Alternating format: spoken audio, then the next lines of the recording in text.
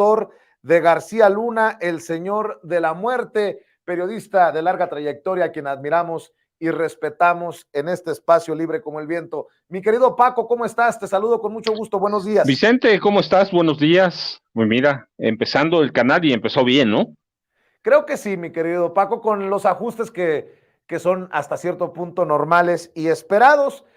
Oye, Paco, pues vamos a empezar este segmento con la víbora chillando. Vamos a dejar la víbora chillando porque el presidente Andrés Manuel López Obrador en la mañanera volvió a hablar del narcoestado, del narcogobierno de Felipe Calderón, que dejó crecer la violencia usando la violencia. Estas son las declaraciones del presidente en esta mañanera realizada por allá en Oaxaca.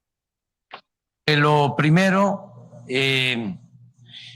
considero que la estrategia que hemos llevado a cabo en todo el país y en Oaxaca es la adecuada para enfrentar el flagelo de la violencia. Creo que antes se pensaba resolver el problema de la inseguridad, de la violencia, solo con el uso de la fuerza.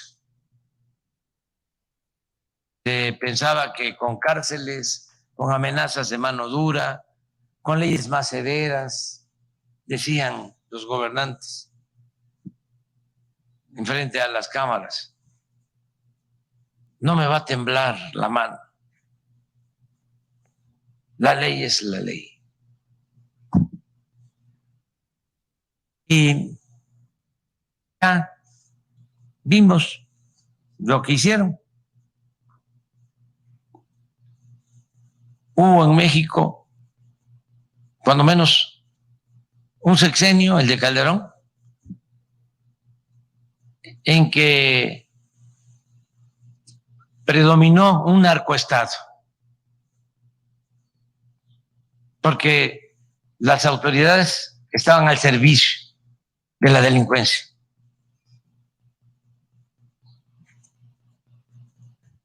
¿Qué hicieron? También abandonar al pueblo, dedicarse a saquear. Llegaron al extremo de burlarse de los jóvenes, de llamarles de manera peyorativa ninis, que ni estudian ni trabajan. Nunca hicieron nada por los jóvenes. Nosotros estamos aplicando una estrategia distinta, porque nosotros consideramos que el ser humano no es malo por naturaleza, que son las circunstancias las que llevan a algunos a tomar el camino de las conductas antisociales. El presidente sigue hasta donde tope con su estrategia de seguridad diferente a lo que ofrecieron narcogobiernos como el de Felipe Calderón, asegura el propio presidente Andrés Manuel López Obrador, y por eso en un rato vamos a rescatar la primera parte de la entrevista con quien encabeza también en gran medida esta estrategia de seguridad, la secretaria de Seguridad y Protección Ciudadana, Rosa Isela Rodríguez. Mi querido Paco, pues una estrategia hasta ridiculizada, pero con la que el presidente va, insisto, hasta donde tope, porque, y entiendo en este sentido al presidente, lo otro ya se probó y falló miserablemente. El problema es que esta oposición no ha dejado al presidente en ese sentido maniobrar, porque ahora sí que en la estrategia de seguridad ningún chile les embona a esta oposición. Si se usa al ejército y a la marina en labores de seguridad ya en un marco legal, que se está militarizando al país. Si no se utiliza al ejército, está fallando lo de abrazos no balazos, porque las cifras, en fin, mi querido Paco, ahí están las declaraciones del presidente. Mira, Vicente, la verdad es que es un problema bien complejo, pero el presidente tiene razón cuando insiste y se mantiene en la política que él ha optado y que no es la de balazos, abrazos, no balazos, verdaderamente no tiene nada que ver. Ese es un show de la oposición, es un show que ha montado, un espectáculo que ha montado el PAN, el PRI, algunos empresarios encabezados por Claudio X González, por Gustavo de Hoyos Walter. No, mira, el presidente tiene razón cuando destaca que es necesario atender las causas de la violencia. Mira, yo en ocasiones cuando voy a conferencias les pongo un ejemplo a la gente con la que interactúo y les digo, a ver, si mañana el presidente con algunas de sus políticas, el Poder Judicial que va para otro lado, la Fiscalía General de la República, pero supongamos que capturaran, enjuiciaran y encarcelaran a todos los capos del crimen organizado o los de todos los cárteles y desbarataran a los principales cárteles. ¿Se va a acabar la violencia en este país? No, claro que no, Vicente. No se acaba la violencia porque tiene causas estructurales. Mira, la pobreza, por ejemplo, una parte de la pobreza, no es que la pobreza impulse la violencia o genere violencia, pero una parte de la violencia, lo que han hecho el PAN, el PRI, algunos de esos empresarios, los medios corporativos tradicionales, es que nos han vendido cada uno a su manera la ilusión o la fantasía o la idea que la violencia en México terminará si atendemos solamente las causas del narcotráfico. Y eso es engañoso, es tramposo, y nos han dicho que lo van a acabar en 6 años, y eso también es otra trampa. No, mira, la violencia tiene otras causas, una parte de la violencia y de la gran violencia. Nosotros vemos o visibilizamos la del narcotráfico porque sí, es impresionante y a pantalla, pero es necesario visibilizar y atender la otra causa de la violencia que se genera a partir de la falta de educación, de espacios de cultura, del olvido en que lo tuvieron los gobiernos del PRI y luego los gobiernos del PAN, del olvido en que tuvieron a la población, un sistema que se creó para atender solo a las clases privilegiadas, ¿a quiénes atendieron el PRI y el PAN? A los empresarios, a los banqueros, a los grandes comerciantes, a los industriales, a los dueños de los medios corporativos, a un sector de la llamada intelectualidad o a los periodistas ilustrados como los llamaba Genaro García Luna, y desde luego a las élites del poder político y a la llamada burocracia dorada. A eso servían. El resto de la población quedó en el olvido. Entonces nosotros vemos esa violencia del narcotráfico, pero mira, si vamos al sur del país, si vamos al norte, si vamos a la Ciudad de México, hay otra violencia que es tan peligrosa como la violencia del narco. Y la violencia estructural ocasionada por todos esos fenómenos, afecta a todo el país. El neoliberalismo que emerge en México con Miguel de la Madrid y consolida a Carlos Salinas de Gortari, propició una severa desigualdad. Sumado eso a la corrupción histórica del PRI, que sedujo al PAN y que luego se incrustó, o que ya venía incrustada, en las élites del Poder Judicial y en la PGR. El capitalismo ha sido salvaje con este país, y no solo con mira, hay que ir al resto de América Latina. Es decir, hay una violencia estructural que se tiene que atender, no con violencia, se tiene que atender con programas sociales, con educación, con cultura, en la medida que haya un equilibrio y al mismo tiempo, ciertamente, que se tenga que combatir al narcotráfico y a otras ramas del crimen organizado, va a bajar, pero claro, hay a los medios corporativos que hay una campaña y a los empresarios no les conviene. ¿Por qué? Porque están montados en imponer un sistema que ha fracasado, pero del que se han beneficiado. Mira, el sistema neoliberal ha sido muy exitoso, o fue muy exitoso para ellos. ¿Por qué? Porque socializó todas sus pérdidas. Nosotros pagamos todo lo que ellos se robaron. ¿Qué fue eso? El Fobaproa fue un robo. Otros programas, te digo, hablamos del Fobaproa porque es el mayor robo de este país, o que se ha dado a través del gobierno y las élites del poder. Pero hay muchos programas, el FICORCA que impuso de la Madrid y con ayuda de Ernesto Zedillo, que era funcionario del Banco de México, para apoyar a los 20 empresarios más importantes de este país y que se robaron literalmente 12.500 millones de dólares, por lo menos. ¿Sí? El rescate carretero, ¿sí? Se han socializado todas las pérdidas y ya han olvidado a todas las poblaciones. Entonces hay que ver, la pobreza se da en el norte, en el sur. Mira, yo hasta el año pasado iba una vez o dos por año a Nuevo León. Hay que ir a barrios de Nuevo León, de Monterrey, que es la joya que presumen los empresarios. Hay una violencia estructural que solo va a disminuir y se va a controlar si se atienden a las causas que advierte el presidente. De lo contrario, López Obrador va a terminar su sexenio y los empresarios van a seguir montados en su macho de combatir violencia con violencia. Eso no funcionó, eso solo sirvió para un grupo y a ese grupo lo quieren atender, Vicente. A ver, estamos entre abrazos no balazos y el mátalos en caliente de los tiempos de Felipe Calderón, de acuerdo a lo que dice una y otra vez el presidente Andrés Manuel López Obrador. Desde tu perspectiva, ¿qué tan relevante, importante es el mensaje que sea una mujer por primera vez en la historia, en este gobierno que dicen no atiende a la mujer? Es que es una locura, ¿no? Por primera vez tuvimos una secretaria de Gobernación con Olga Sánchez Cordero, que no es santo de mi devoción, pero bueno, hay que reconocer que fue la primera mujer como la encargada en la política interna de México, y ahora Rosa Isela Rodríguez, la primera mujer a cargo de la Secretaría de Seguridad.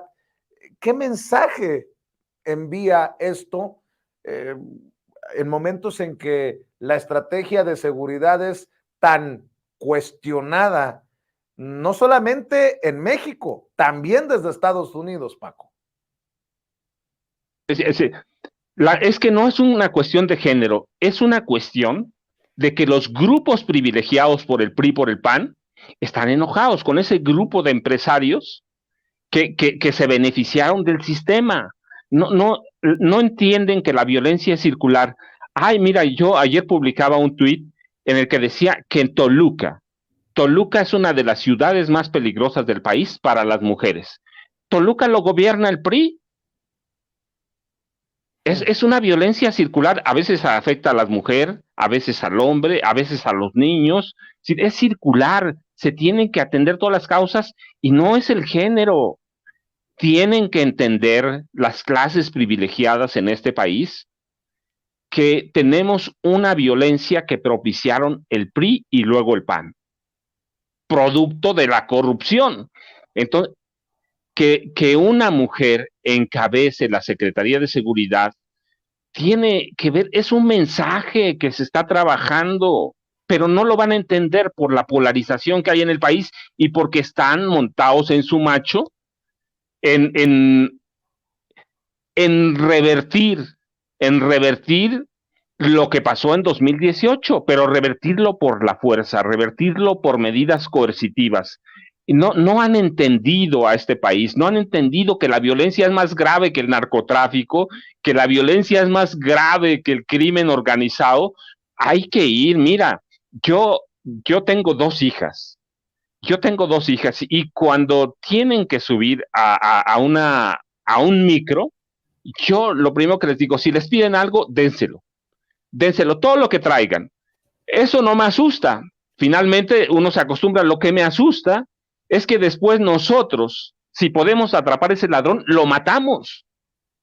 Y eso es una violencia estructural que no vemos, pero es tan peligrosa como lo otro y que no tiene género. Tiene condiciones históricas que han propiciado desde el sistema de justicia, desde la PGR y desde la corrupción histórica de los gobiernos del PRI y del PAN. Son otras causas, pero no lo van a entender. Y van a seguir en lo mismo. Va a haber campañas y claro, lo hemos platicado. Mira, han sido muy exitosos con algunos congresistas de Estados Unidos que están enojados con López Obrador por una razón, pues por la atención que el presidente da a los gobiernos de Cuba, a los gobiernos de Venezuela, por la atención que da a Latinoamérica. La extrema derecha de Estados Unidos siempre ha sido así, siempre va a ser así. No podemos entender y ni esperar ningún cambio. Lo que debemos esperar es que haya más trabajo, como se está haciendo en las comunidades pequeñas, que haya más becas. Mira, es que ese dinero de las becas existía antes, pero se entregaba a los empresarios. Se entregaba a los empresarios, se entregaba a los políticos o se lo robaban. Ayer platicábamos, por ejemplo, del huachicol, que es un problema histórico que venía desde López Portillo. Ellos permitieron que se instalaran tomas internas para robarse el combustible. Y todo eso no se va a acabar en un sexenio, pero se pueden sentar las bases para combatir esa violencia que no se ve o que no se quiere ver, pero que está ahí y que no tiene nada que ver con el narcotráfico. Mira, yo tengo mucha interacción, tú lo sabes, con el sur del Estado de México. Hay poblados en los que los jóvenes tienen dos opciones: languidecer, morir de hambre literalmente en sus poblados, huir a Estados Unidos, refugiarse en Estados Unidos. De lo contrario, los va a reclutar el narcotráfico. Entonces tienes que atender. Con Carlos Salinas de Gortari se dejó de atender al ejido, lo privatizaron y se olvidó. Entonces hay muchos problemas que son causantes de violencia y que fueron propiciados desde los gobiernos del PRI y del PAN, Vicente. ¿Qué te parece si rescatamos algunas de las declaraciones en esta primera parte que nos presentó ayer en el lanzamiento de su programa Luis Guillermo Hernández en Agenda, en esta entrevista que generosamente nos conceden entrevista para el lanzamiento de Sin Censura TV, la secretaria de Seguridad y Protección Ciudadana, Rosa Isela Rodríguez, a quien le mando un saludo, un abrazo, siempre muy generosa Rosa Isela con este equipo, con este servidor. Y bueno, si me permites, vamos analizando sus declaraciones. Échalo, David. Secretaria Rosa Isela Rodríguez, secretaria de Seguridad y Protección Ciudadana. Gracias por recibir a Sin Censura Televisión en esta nueva etapa de los medios alternativos. Gracias a ustedes, gracias a ti, Guillermo, y también gracias a Sin Censura, a todo el auditorio que está pendiente siempre de las cosas que hace Sin Censura. Y gracias también porque nos permites hoy darte una patada, en el mejor sentido. La patada que se acostumbra cuando se inaugura un proyecto que seguramente, como todas las cosas que haces tú, tendrá mucho éxito. Mucha suerte. Muchísimas gracias, secretaria. La pregunta obligada: en este espacio, en este mismo espacio, hubo antes una sombra muy oscura que prácticamente puso a México de rodillas ante el crimen organizado y fue causante de mucho dolor, de mucha sangre, de mucha muerte. ¿Cómo se llega a ocupar un espacio con esa sombra tan negra? Nosotros pensamos primero que si estamos trabajando, sirviendo en el gobierno del presidente Andrés Manuel López Obrador y estamos trabajando en su gabinete, pues no debe existir ni una sombra de duda de que verdaderamente lo que dice el señor presidente lo cumplimos en el día a día y que estamos trabajando absolutamente de manera correcta, pero absolutamente sin ninguna sombra de duda respecto de complicidades, respecto de corrupciones o respecto de permitir que haya impunidad en nuestro país o en nuestras acciones. Entonces, tu auditorio, los que nos miran del otro lado de la cámara, pueden tener la certeza de que estamos actuando bien. Yo no dudo que pueda haber errores de nuestra parte, nadie es perfecto, pero respecto a que no hay complicidad, a que no hay corrupción y que no hay impunidad, eso pueden estar seguros. ¿Cómo se ha ido desmantelando esta estructura que construyó García Luna? Hay que decirlo, porque nobleza obliga y debemos hablar siempre con franqueza. Cuando yo llegué a la Secretaría en diciembre de 2020, no había ya servidores públicos que hubieran estado en la administración de este secretario en la época de Felipe Calderón. No, ya no estaban. Supongo que muchos los renunciaron, otros, hay que decirlo, decidieron agarrar camino propio, irse, pues porque no estaban tampoco de acuerdo con las políticas que nosotros íbamos a llevar. Acostumbrados a otra forma de vida, pues no estuvieron de acuerdo con el secretario Durazo y dijeron, esta es otra forma de trabajo, donde pues no va a haber corrupción, con permiso, adiós, y se fueron. También hay que decirlo, no todos fueron despedidos por esta administración, hay otros muchos que dijeron, adiós, me voy a dedicar a otra cosa. Esta estructura que durante mucho tiempo operó y que de alguna manera creó pues redes de complicidad con el crimen organizado, ¿pudo haber afectado el funcionamiento de todas las dependencias? Claro que sí. Nosotros somos una secretaría transversal. ¿Qué quiere decir esto? Que atraviesa muchas de las áreas de producción. ¿Qué producción, qué economía va a haber si no hay seguridad?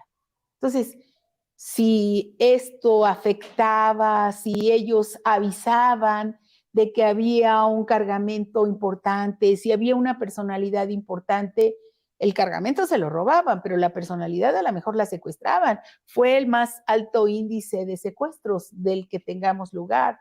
Por supuesto que de acuerdo a la información que se tiene, ellos, por ejemplo, participaban en cuando llegaba un avión y necesitaban cambiar un cargamento en el aeropuerto, cambiaban los propios policías de la secretaría el cargamento de droga de un avión a otro. Entonces, ese traspaleo que hacían, donde sacaban a todos los servidores públicos y se quedaban ellos para hacer ese trabajo, pues no hubiera sido posible si no tuvieran la complicidad del más alto nivel de la Secretaría. O cuando estaba en AFIS, que se cambiaban en el AFI los malhechores y se ponían uniforme de policías para poder atrapar a otro del cártel contrario. Del cártel contrario, otro capo del cártel contrario, etcétera.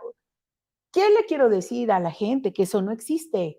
Más, nunca más, que pueden estar seguros.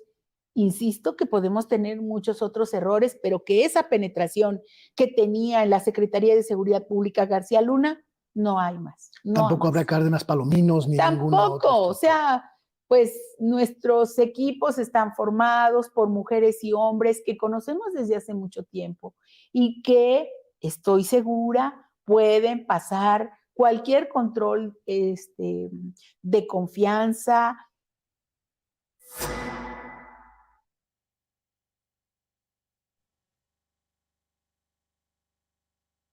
Con permiso, pásele. Pues ahí están las declaraciones de Rosa Isela Rodríguez, mi querido Paco.